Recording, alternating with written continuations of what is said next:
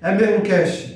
Hoje nós estamos aqui com o nosso amigo Osias Pânfilo, amigo, filósofo popular, cancioneiro, um político, ativista, desbravador. Descobrimos, agora há pouco nós descobrimos que o Osias gosta de ser o primeiro em várias coisas da vida e da história da nossa região política. Então, Osias, conta essa história para nós. Na verdade, não é que eu quero ser, é que as coisas acontecem e a gente está ali no acontecimento. Mas, em primeiro lugar, eu quero lhe agradecer pela oportunidade aqui de falar com você, você que já vem aí com esse grande projeto aí para enriquecer o Grupo X-Power, né, que é um grupo aí presidido pelo apóstolo Wallace Castro. Eu quero lhe parabenizar, seja bem-vindo e com certeza quem vai ganhar com tudo isso é toda essa nossa gente que precisa de um programa descontraído, mas levando a coisa com responsabilidade, com seriedade, mas com o humor. Nós precisamos do humor. Na nossa sobrevivência, o humor é muito importante, porque no momento em que a sociedade vive, passa por momentos difíceis, momentos de problemas de saúde, problemas financeiros, problemas de todas as magnitudes. O mundo esculhambou, né? O mundo esculhambou. Você vem com um projeto importante como esse, trazendo aí o humor e associando as coisas importantes e sérias. Parabéns pela atitude, pelo gesto e pelo grande projeto que está sendo implantado aqui no Grupo X-Power. Osias, assim, a gente quando se predispõe a fazer esse projeto, desde o início, eu posso falar um pouco sobre isso, é que há 2, 3 anos, no início dos podcasts no Brasil, digamos assim, mais efetivo, eu tenho esse projeto, eu tenho sido cobrado por alguns amigos e outros, porque assim, a gente tem uma visão muito assim desinteresseira da coisa, por exemplo, política, né? Na nossa região política existe a figura do político, existe a figura do amarra-cachorro, o babão, tudo isso aí que o pessoal lida com uma certa irreverência, né? Apesar disso. E apesar dessa tem uns que são pagos para queimar e outros pagos para elogiar. É uma associação aí. Aí é que tá. Aí utiliza desse pessoal aí pela via cômica, né? E eles aparecem nas redes sociais, no grupo de WhatsApp, nas bancas de praça das praças públicas, entendeu? Defendendo A, B, C, né? O grupo político, prefeitos, vereadores e tal. E a gente vê isso aí, e é um povo que não...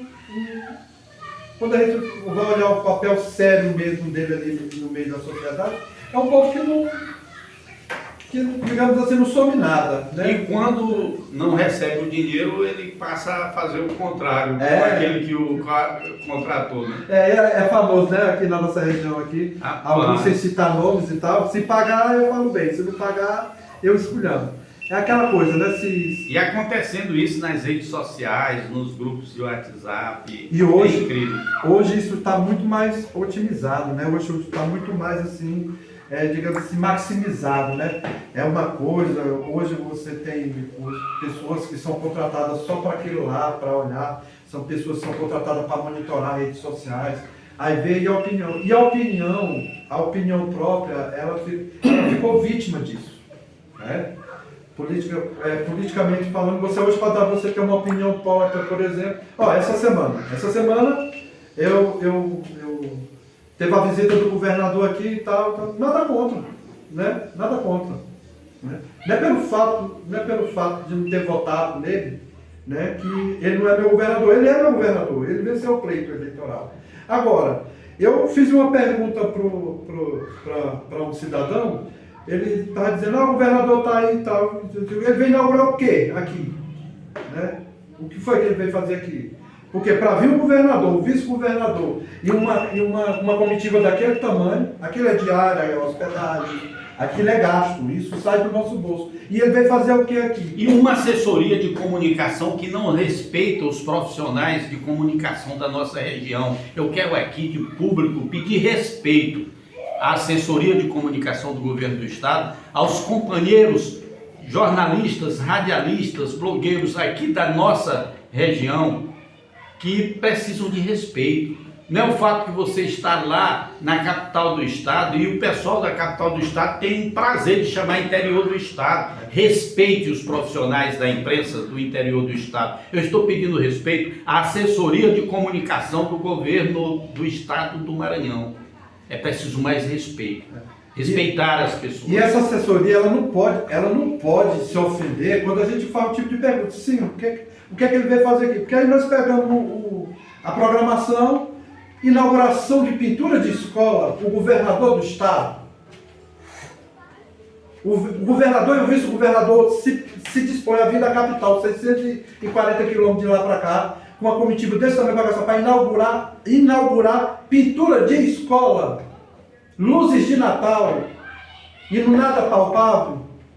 Então, essa assessoria de imprensa e essas pessoas também não podem se chatear com a gente para a gente fazer a pergunta, porque ainda é nosso bolso, viu? Aí o que é que acontece? É quando passa para o lado da internet, de como eles vão agir, aí começa a monitorar, a colocar as pessoas, a tropa de choque deles ali na hora, entendeu? Para fazer esse tipo de coisa. Um escudo, coloca um escudo ali. A imprensa precisa, nos telejornais, principalmente Imperatriz, que a maioria dos telejornais é ao vivo, precisam mostrar o trabalho que está sendo feito no jornal ao vivo.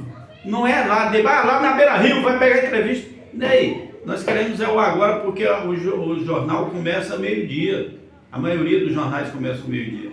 Então, não tem respeito, não tem projeto, não tem elaboração nem planejamento. E eles não fazem querer. Fazem de conta que os comunicadores da nossa região são cachorros. E cachorro é para ser respeitado, porque cachorro os cães são para ser respeitados, porque hoje um dos maiores comércios é de pet. Então tem que ter outro tipo de comparação, porque os cães merecem respeito. Então aqui, para concluir aqui, o que eu quero te dizer com esse exemplo vivo agora e novinho aí, é que os meios de comunicação não colocam as perguntas que têm que ser realmente feitas, né? Sem avaliamento de A, de B ou de C e tudo. Então vai cair tudo nos podcasts independentes, né? Ao todo na mídia independente. Então a proposição desse podcast é isso. Não é ofender, não é falar mal de ninguém, não. É fazer a pergunta certa. Aqui, não ofendemos o governo do estado. Nós pedimos até o governador Carlos Brandão que converse com sua assessoria jurídica e que a assessoria tenha mais respeito com os nossos comunicadores. Não, e também com o seu secretariado, né? Com o seu secretariado. Para aparecer alguma coisa palpável para justificar, porque não tem justificativa. Eu vim lá de São Luís, o governador do estado, vim lá de São Luís pegar o meu vice. O vice foi, como diz o nosso povo do interior, atalhado, né? Pelo pessoal aí dos professores. Ninguém fala que o estado entrou de greve dos professores, saiu e agora vai voltar. O vice, como secretário de educação, até agora também não diz nada com nada. Viu? E aí é por isso que a gente tem que dizer, não, o secretário, se a gente tem que começar a trabalhar bem a questão pública, né? Você tem que realmente oferecer. Ou a gente não está precisando de um hospital Socorrão. Está há quantos anos esse Socorrão atrasado que disseram que ia entregar? Será se estão esperando as eleições não de prefeito, mas de governador para inaugurar? De novo.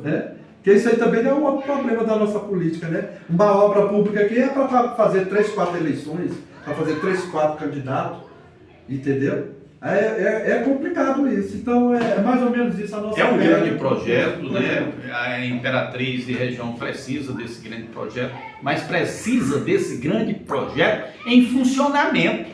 Isso. Não o tempo todo em construção.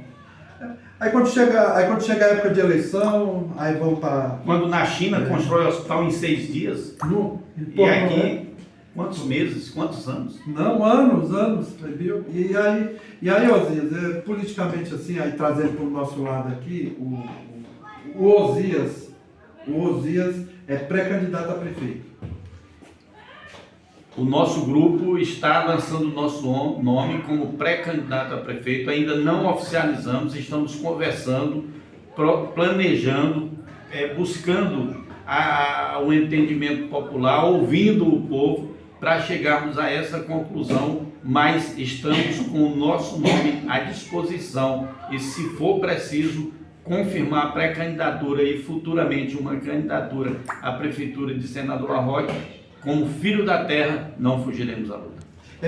Osias, lá em 97, né, o jovem Osias, ele se deparava com assim, ele contribuiu diretamente para a emancipação do município. E além do município, vários outros. Não foi assim? O jovem Osias, ele de lá para cá, ele tem militado na imprensa e tem desbravado aí, como eu dizia agora há pouco, você foi um dos primeiros a comandar uma agremiação da imprensa, viu? Uma entidade representativa da imprensa. Né? E tem tudo isso. E esse Osias, ele se elegeu vice-prefeito na chapa do saudoso Alfredo Nunes. Não é assim? Isso. E qual é a diferença dessa época para agora, do Osias para agora? Em 97, quando determinamos entrar na vida pública, agradeço muito ao saudoso João Menezes de Santana, foi quem me chamou na residência dele e disse: eu lhe chamei aqui para saber se lá no município não tem homens, porque eu vi um determinado candidato a prefeito dizer que a candidatura dele seria única. Eu disse: lá tem homem, eu sou um deles, não será mais única porque enfrentarei. De outro lado estava o Alfredo Nunes, disse: não, eu vou ser candidato a prefeito. E já iniciavam aí 3 candidaturas. Quando o Alfredo me chamou para compor com ele de vice, ele com o apoio do governo do estado e com 6 pré-candidatos a vereadores e eu ali com 5 pré-candidatos a vereadores, e juntamos ali formamos aquele grupo ali e lançamos o quadro certo lá de candidatos e formamos uma composição. E nessa composição houve um fortalecimento da candidatura de Alfredo e fomos à luta. Então, mesmo Osias de garra, de determinação de 97 é o mesmo Osias de garra e determinação para 2024. Só que mais experiência, né? Mais experiente e, com certeza, os erros cometidos no passado, a gente procura não cometer mais, porque errar é humano, permanecer no erro é burrice.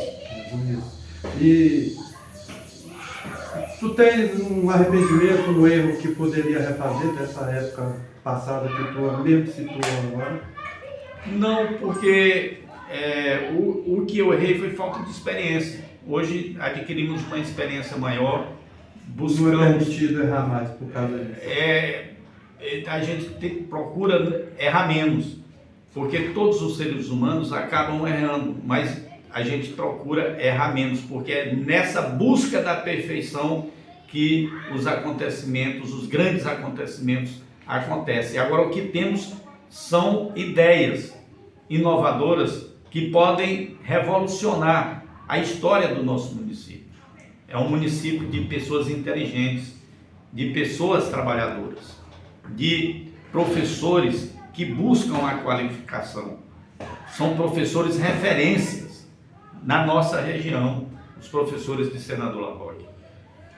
A cultura de Senador Larroque, existiu o famoso lava-prato, né? Que parece que está meio fraco esses últimos anos, né? Não sei se é por causa da pandemia, talvez seja por isso, né? A pandemia foi proibido